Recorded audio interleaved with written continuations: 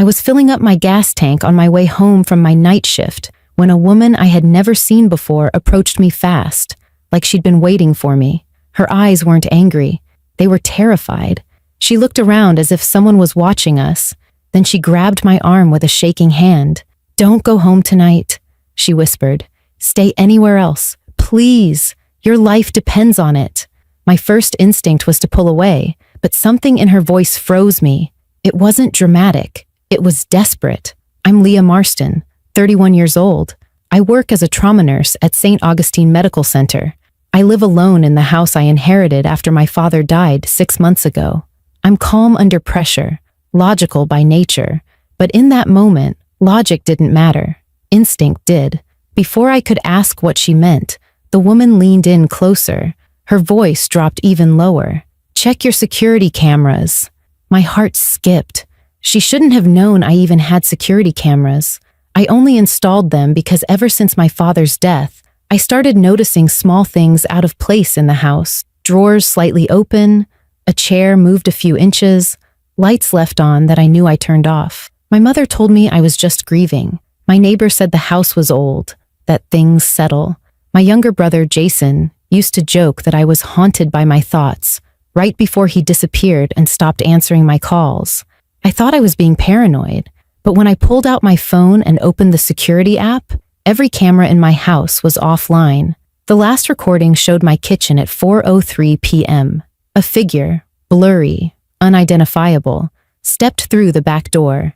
Then the screen went black. I looked up, but the stranger was already gone. Her car sped away without headlights. That's when I realized she didn't grab me because she was crazy. She grabbed me because she was trying to save me. I drove toward my house, but the closer I got, the colder I felt. From the street, I could see a light on in my living room, a light I knew I had turned off before leaving for work. A curtain shifted. Someone was inside. My phone buzzed. It was my mother. "Leah," she whispered, breath shaking. "Please tell me you're not home." "No," I said, staring at my house. "Why?" There was silence on the other end. Then she asked, "Have your cameras gone out?" My blood went cold. "How did you know?" Her voice cracked. "Because this happened before, the night your father died."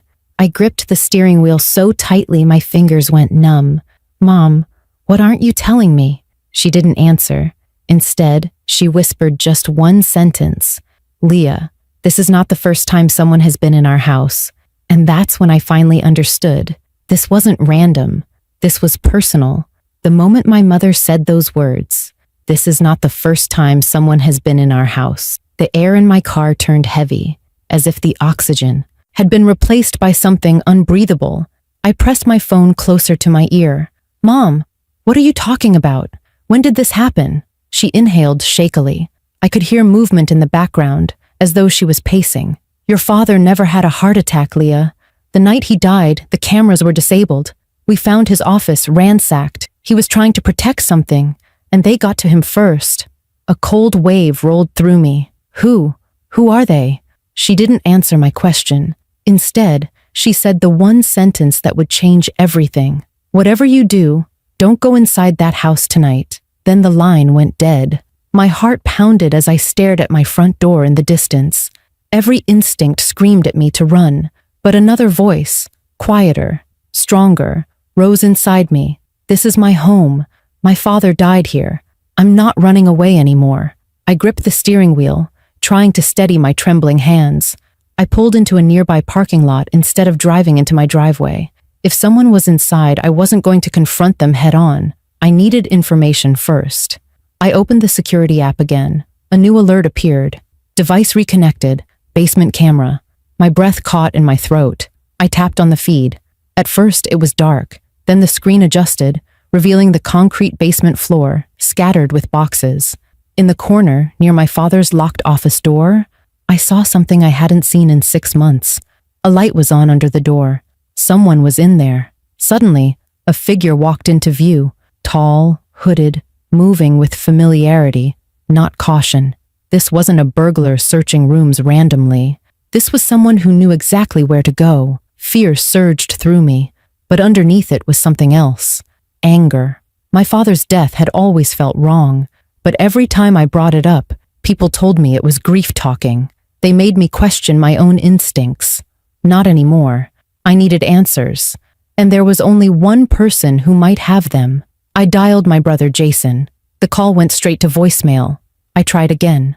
Voicemail. On the third try, the call finally rang once before a voice answered. Not Jason's voice, but a man I didn't recognize. "You need to stop calling him," the voice said. "For your own safety." I froze. "Who is this? Where is my brother?" The man didn't answer. Instead, he said, "Your father left something for you. It's still in the house. If you find it, you will understand everything. But if they find it first, your father will have died for nothing." Everything in my body went still. "Why are you helping me?" I asked. "Because your father saved my life," he replied. "And now I'm trying to save yours." The line disconnected. I stared at my reflection in the rearview mirror. My face was pale, eyes wide, not with fear anymore, but with realization. The stranger at the gas station, my mother's warning, the reactivated camera, the sudden voice on my brother's phone, they were all connected. Whatever my father died protecting was in that basement, and someone else was already looking for it. I wasn't prepared.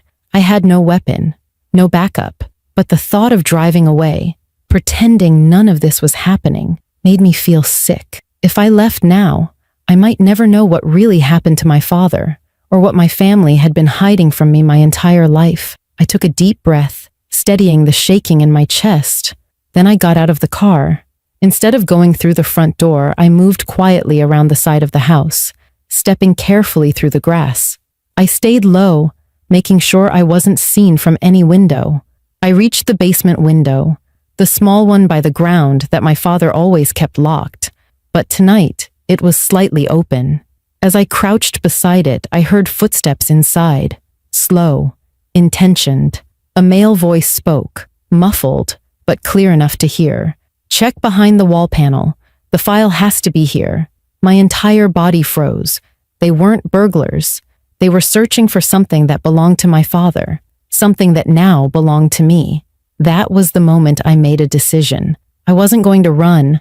I was going to uncover the truth, even if it meant walking straight into the danger my father died trying to stop. The night air pressed against my skin as I crouched by the basement window, barely breathing.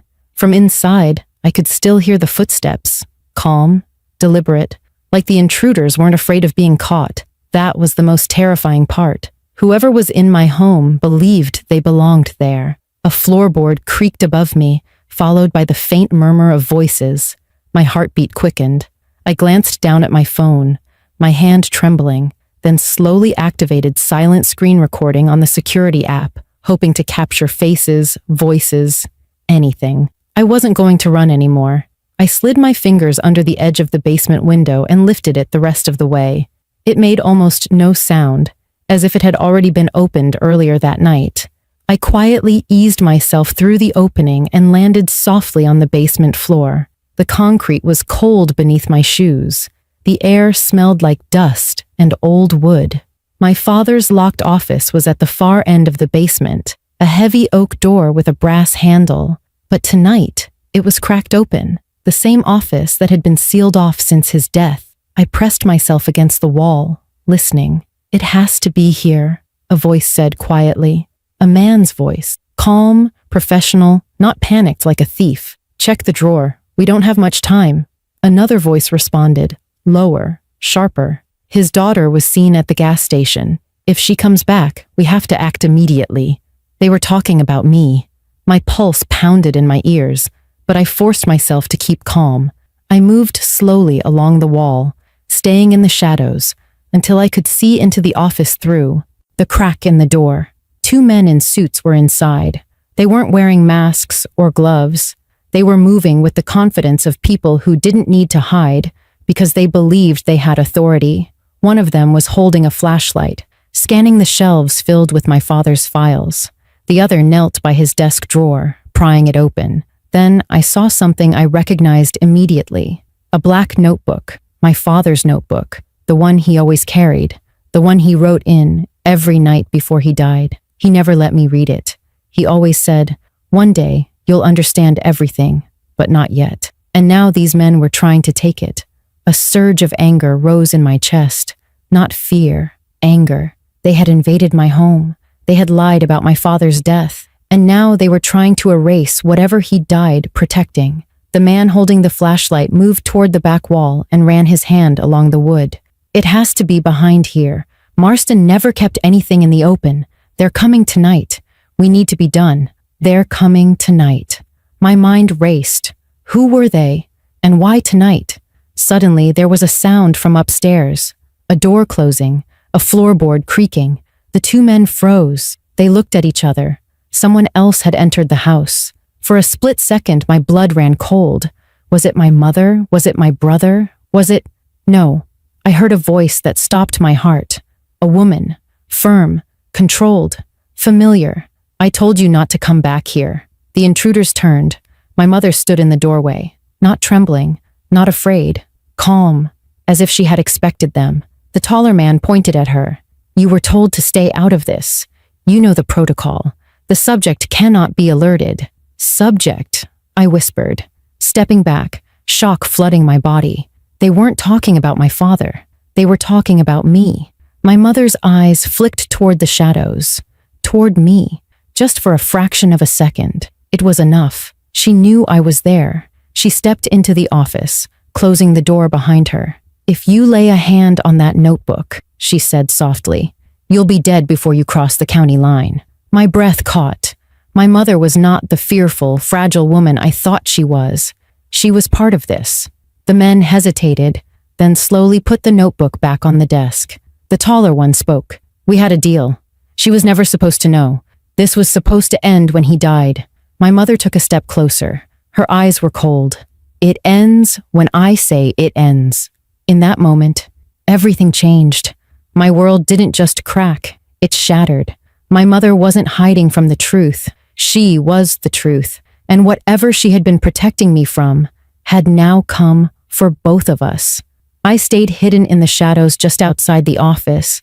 My breath caught in my throat as I watched my mother stare down the two men in suits, as if she had done this before. The woman who raised me with bedtime prayers and soft hugs now stood like someone who had been trained to command fear. The taller agent lowered his voice. You know the directive, Diane. We are past negotiation. Subject 02 has shown signs of activation. Subject 02. That was me. My mother took a slow breath. Her expression didn't change. Leah doesn't know anything. She thinks these are break-ins. She still believes she's just a nurse living an ordinary life. She checked the cameras. The agent replied. She knows someone was in the house. If she connects that to the documents your husband hid, your entire cover collapses. My heart pounded. Every word felt like a strike against the wall of reality I had clung to. My mother was part of this? My father was hiding something from me? And me? I wasn't just being watched. I was being monitored. What is Subject 02? I whispered to myself. My mother stepped closer to the agents. You will not touch my daughter, she warned. Thomas is gone. I'm the only one keeping this contained. If I walk away, the files go public. That's when I saw it. A small, flashing device clipped inside her sleeve. A trigger. A failsafe. My mother wasn't trying to negotiate. She was threatening to expose them. The shorter agent took a step forward. You think you can control this? That girl is not your daughter. She was never supposed to live past 25.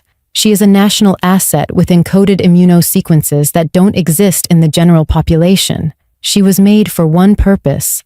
A chill went through me so deep I couldn't move. Made, not born. Made. My mother's voice was steady. She's my daughter in every way that matters. She has no idea what she is capable of, and if you try to force her activation before she's ready, you will be responsible for the consequences. Activation. The word echoed in my mind like a pulse. What was inside me? What had they done to me? The taller agent's patience snapped. He stepped toward my mother. Diane, step aside. I will not ask again. She lifted her chin. Then you already know my answer. Before another word could be said, the entire basement shook with a violent impact from upstairs. A door crashed open. Footsteps thundered down the hallway. Then I heard a voice I had not heard since I was 15. Get away from her. It was my brother. Jason emerged at the bottom of the stairs, not as the rebellious, hot-headed teenager I remembered, but calm, controlled. His eyes flicked from the agents to my mother. We don't have time, he said to her. They're already on their way. The agent stiffened. The taller one hissed. You led them here? No, Jason said. You did. You activated the system when you broke the basement perimeter. As the agents raised their weapons, my brother moved faster than I had ever seen a human move. He wasn't fighting wildly. He was disarming with precision. It was like watching choreography. My mother seized the notebook and motioned toward the hidden wall panel. Leah, now. The sound of my name hit me like lightning. They knew I was there. I pushed open the basement window door and stepped inside. Shock rippled through all three agents' faces, but not surprise. It was like they were seeing something inevitable. The taller agent spoke slowly, as if talking to a weapon he didn't want to trigger. Leah, you need to come with us. What you are is bigger than this family. You were never meant to live an ordinary human life. My voice shook, but my feet were steady. What am I? Silence. Then my mother spoke. You are part of a classified genetic immunity program. Your DNA carries a correction sequence that can rewrite cellular decay. If they control you, they control life and death. My heart stopped. My mind reeled. My entire life had been a lie built to protect one truth. I wasn't being hunted because I was in danger. I was being hunted because I was valuable. The agent stepped forward. You are the cure, Leah. You can't run from what you are. I looked at my mother, at my brother, at the house my father died protecting, and I realized something. Maybe my life wasn't ordinary, but that didn't mean I didn't have the right to choose how to live it. No, I said slowly, voice firm. I'm not a cure. I'm not a subject. I'm a person. And this ends tonight. My mother pressed a button on the device in her sleeve. A low hum filled the air. The agent's face changed from confidence to alarm, and suddenly, the house began to unlock its final secret. A hidden compartment opened in the wall. Inside was a black case. The very thing my father died to protect. The truth about what I really am. As the hidden wall slid open with a low mechanical rumble, everything inside me went silent. For months, I had been haunted by the feeling that something was inside my home, watching, waiting. Now I understood the truth. I had not been living in my father's house. I had been living inside his last act of protection.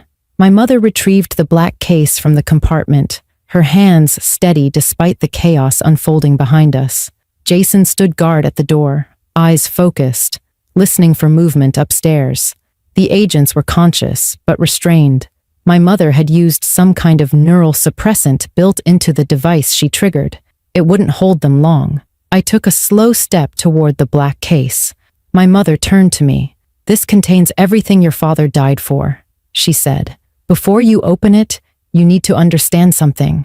She paused. Her voice softened, not with weakness, but with a strength I had never seen before. Your father wasn't just hiding you. He was preparing you. Because from the moment you were created, your life was never truly your own. But now, you get to choose. Not them, not me. You. With trembling fingers, I unlatched the case. Inside were three things. 1. A letter addressed to me in my father's handwriting. 2. A thin metal bracelet with an embedded microchip. 3. A flash drive labeled Marston Protocol, Final Authority. I lifted the letter first. As soon as I unfolded it, I felt my father's presence in every line. My daughter, if you are reading this, it means they found you, but it also means you found the truth first. You were never meant to be a weapon. They created you to be owned. I raised you to be free. The chip in this case is the master override. It contains your genetic operating command. Whoever wears it holds the authority over activation or suppression of your cellular sequence. If they get it, they control you. If you wear it, no one ever will. This decision will define the rest of your life, and I trust you with it. I love you, Leah, not because of what you are, but because of who you chose to be, even when you didn't know the truth. Dad. My hands shook as I read his final words. Tears blurred the page. For so long, I thought my father's silence meant distance. Now I realized it meant sacrifice. He hadn't hidden the truth to control me. He had hidden it to give me time to choose who I would become. Jason placed a hand on my shoulder. They're regrouping. We have minutes, maybe less. I held up the bracelet, feeling the weight of destiny in my palm. It was more than a metal band. It was possession of my own existence. I slowly fastened it around my wrist. A faint pulse of warmth spread up my arm. Not painful, not frightening, just recognition. As if my body had been waiting for this moment. The system was no longer controlled remotely. It was mine. My mother nodded, a look of fierce relief in her eyes. Your father was right. It had to be your choice. Suddenly, a crash echoed above us. The agents were breaking free. Time had run out. What now? I asked. Jason met my eyes. Now, we don't run. We end this. We moved quickly, gathering the documents, the flash drive, the files. My legs shook, not from fear, but from the weight of reality pressing into my soul. I wasn't the person I believed I was. I was more. As we exited the basement, I looked back one last time. The home I had once considered my refuge had become the birthplace of truth. My father didn't die trying to hide the past. He died fighting to protect my future. Outside, the world was no longer quiet. Helicopters thundered overhead. The wind had shifted.